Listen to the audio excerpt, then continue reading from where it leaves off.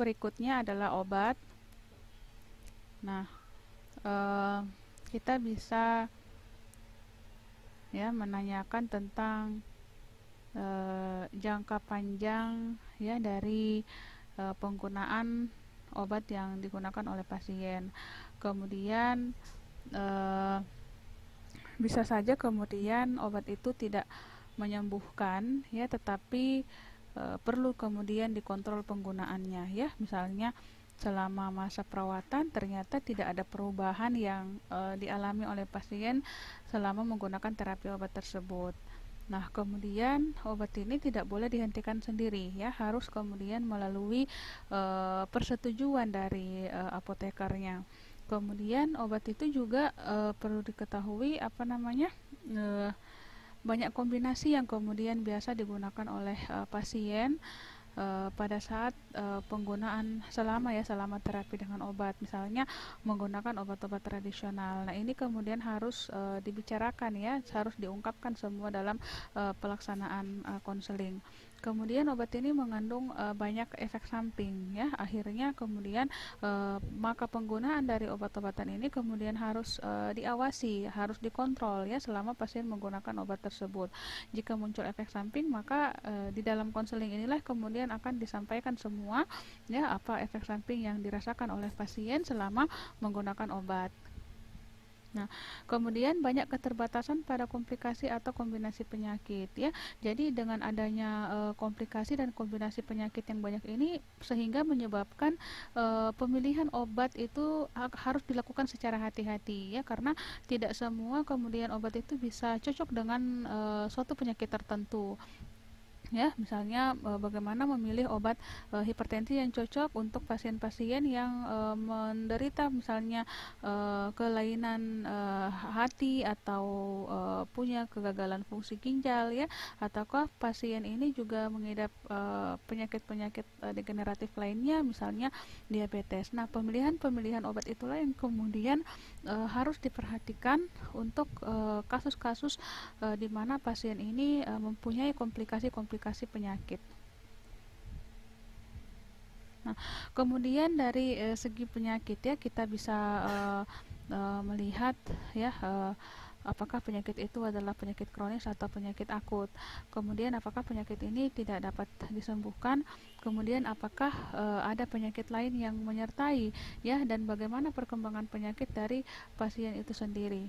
Nah, kemudian komplikasi penyakit ini sangat menentukan ya, sangat menentukan bagaimana seorang apoteker memilih terapi obat yang tepat bagi pasien itu sendiri.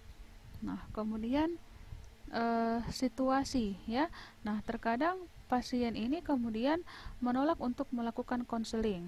Nah, apa yang harus kemudian dilakukan oleh seorang apoteker jika pasien itu menolak untuk melakukan konseling ya? Jadi harus kemudian melakukan pendekatan-pendekatan tertentu ya, misalnya melalui keluarganya. Kemudian dari keluarganya itu bisa menyampaikan kepada pasien bahwa dengan melakukan proses konseling ini akan sangat berguna untuk keberhasilan terapi dari pasien itu.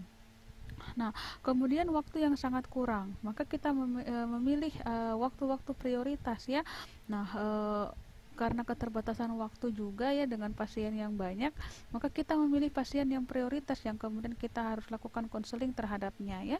Misalnya yang menderita apasia, kemudian menderita gangguan mental, penyakit-penyakit degeneratif tertentu ya, dan juga disebabkan karena keadaan yang tidak memungkinkan untuk melakukan konseling. Nah, ini adalah diagram langkah konseling ya. Kemudian yang pertama adalah memilih pasien yang kemudian kita akan lakukan konseling. Berikutnya adalah memperkenalkan dan menjelaskan tujuan konseling itu apa ya. Kemudian untuk pasien-pasien dengan dirawat dengan OTC, maka akan ditangani oleh apoteker dan disarankan ke dokter ya. Kalau dia ditangani oleh apoteker, ini akan ketika pasien-pasien ini menggunakan obat dan non obat, artinya obat-obat tradisional.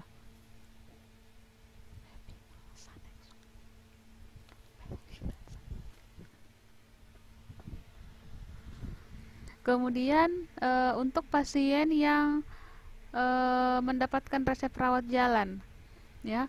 Nah, untuk pasien yang mendapatkan resep rawat jalan, jika dia mendapatkan resep baru, maka kita harus menanyakan prime questions teknik tadi ya, 3 pertanyaan dasar.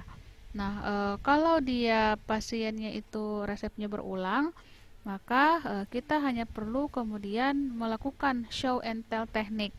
Nah, jika pasien itu adalah resep rawat inap, ya, jika itu adalah awal, maka kita lakukan juga teknik prime question, ya, menanyakan 3 pertanyaan utama tadi. Kalau dia adalah pasien yang pulang, ya, maka harus dilanjutkan atau di follow up dengan show and tell. Nah, untuk pasien-pasien resep rawat jalan maupun resep rawat inap yang sudah pulang, ya, kita harus melakukan penggalian dan pengidentifikasian terhadap masalah yang dialami oleh pasien ketika meminum obat, ya. Kemudian melakukan komunikasi dengan penuh empati dan merespon apa yang kemudian disampaikan oleh pasien dan melakukan verifikasi akhir dan mengembangkan dan melakukan follow up. Nah, konseling ini dilakukan untuk siapa saja ya. Yang pertama adalah untuk pasien rawat inap.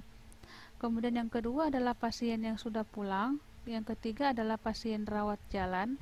Dan yang keempat adalah pasien dengan resep baru. Nah, pasien-pasien inilah yang kemudian kita lakukan konseling, di mana mereka itu masih baru baru mengetahui terhadap obat yang akan mereka gunakan selama menjalani masa terapi. Makanya harus dilakukan konseling supaya mereka itu tahu ya aturan pakai obatnya, kapan saja, bagaimana menggunakan obatnya, kemudian tahu kontraindikasinya, kemudian tahu efek samping apa yang kemungkinan bisa muncul dengan mengkonsumsi obat tersebut, apa yang harus dilakukan ketika muncul efek samping, dan hal-hal penting lainnya yang kemudian harus disampaikan kepada pasien pada saat melakukan konseling.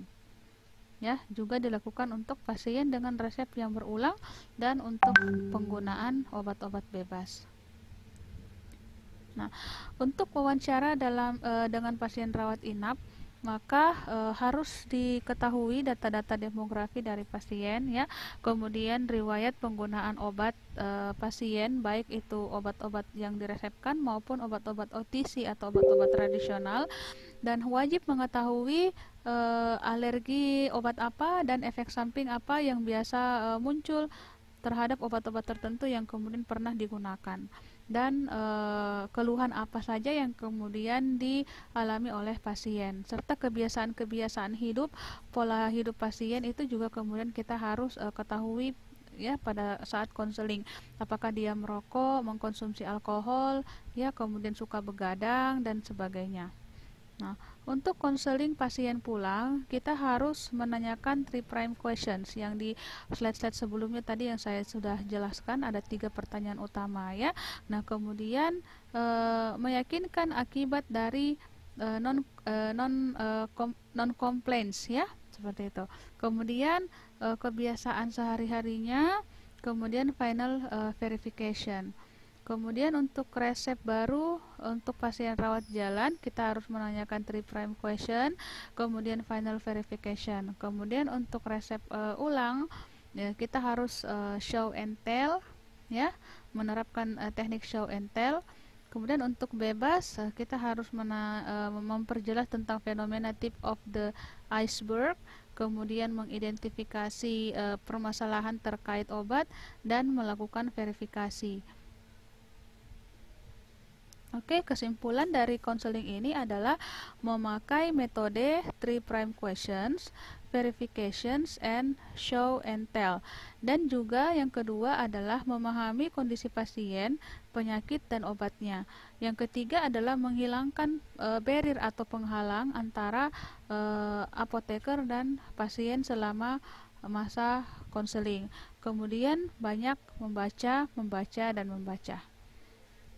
Okay, the more you study, the more you find out you don't know. But the more you study, the closer you come. Oke, terima kasih untuk materi konseling kefarmasian. Saya cukupkan sampai di sini. Saya akhiri dengan ucapan wabillahi taufiq wal hidayah. Wassalamualaikum warahmatullahi wabarakatuh.